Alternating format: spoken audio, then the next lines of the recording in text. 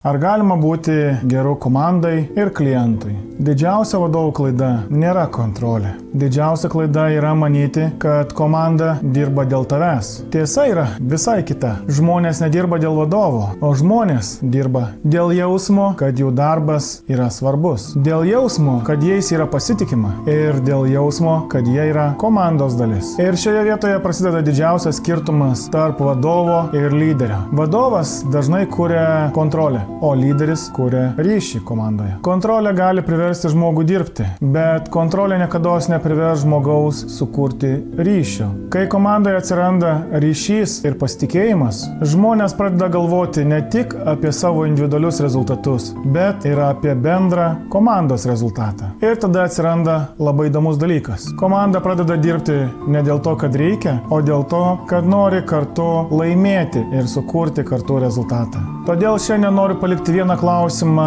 jums, mėly vadovai. Ar tu šiandien daugiau kontroliuoji savo kolegas, ar kuri su jais ryšį? Nes kuriant ryšį ir prasideda tikroji lyderystė.